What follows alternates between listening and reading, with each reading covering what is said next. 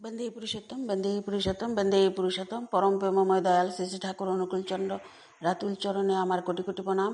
পরমাধ্যা জগৎজনে শ্রী শ্রী বড়মা রাতুল চরণে আমার কোটি কোটি প্রণাম। পরম পূজ্যপাদ শ্রী শ্রী বরদা রাতুল চরণে আমার কোটি কোটি প্রণাম।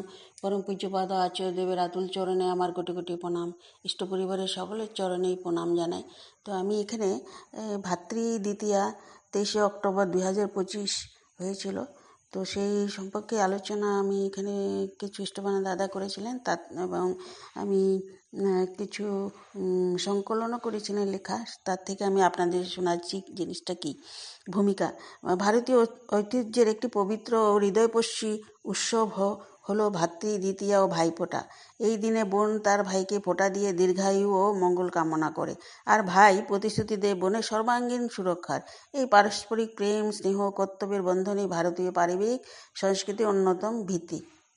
তো শ্রী শ্রী ঠাকুর অনুকূলচন্দ্র, যিনি যুগপুরুষ, প্রেমময় দয়াল ও সর্বজনের ইষ্ট, তিনি নিজ জীবনে এই ভাইফোঁটার অনুষ্ঠানে যে আচরণ ও ভাব প্রকাশ দেখিয়েছেন, তাহা শুধু পারিবারিক নয়, বরং ধর্মীয় ও আধ্যাত্মিক তাৎপর্যে অনন্য উদাহরণ হয়ে রয়েছে। আলোচনা প্রসঙ্গ: 20 খণ্ড, পৃষ্ঠা 191 থেকে 195 পর্যন্ত। শ্রী শ্রী ঠাকুরের ভাতৃ দ্বিতীয়া উদযাপনে যে চিত্র পাওয়া যায়, তা গভীর মানবিকতা ও ঐশ্বর্যপূর্ণ ভাবের প্রতিফলন। সেদিন শ্রীযুক্ত প্রমথনাথ বিশ্বাসের স্ত্রী প্রথমে শ্রী ঠাকুরকে ভাইফোঁটা দিতে আসেন।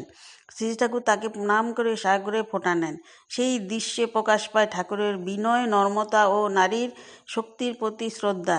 যিনি কোটি ভক্তের ইষ্ট, তিনি এক মায়ের কাছ থেকে ফোঁটা নিয়ে তার চরণে মাথা ঠেকিয়ে বারবার প্রণাম করেন এবং 10 টাকা প্রণামী দেন। এই জন্য মান, মর্যাদা ও ভক্তি সংলগ্ন সংস্কৃতির এক জীবন্ত দৃষ্টান্ত। এরপর শ্রী শ্রী ঠাকুর স্নান সেরে বড়াল বাংলা ঘরে এসে পুরনো পৈতা খুলে গোসাইদার হাতে দেন। গোসাইদা তাকে প্রথমে একটা সাদা পৈতা এবং পরে একটা সোনার পৈতা পরিয়ে দেন। এই ঘটনাটি কেবল একটি আচার নয়, বরং আত্মশুদ্ধি ও নব জীবনের প্রতীক।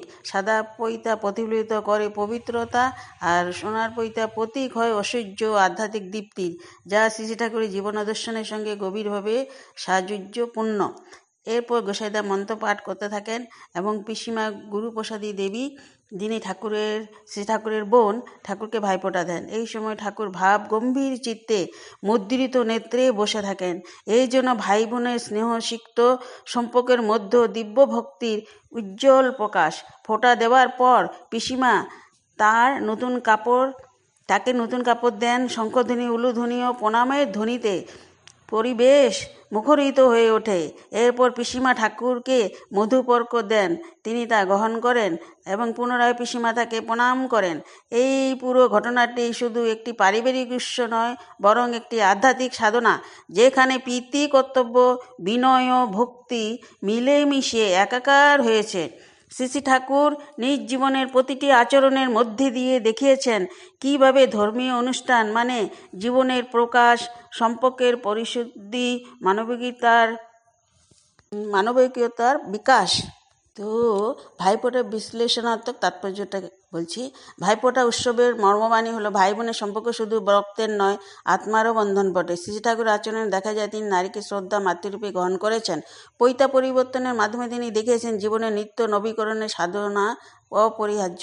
মধুরপর্ক গ্রহণে প্রতিফলিত হয়েছে স্নেহ, কৃতজ্ঞতা ও ঈশ্বরের প্রীতিস্বরূপ ভোগের সংস্কার।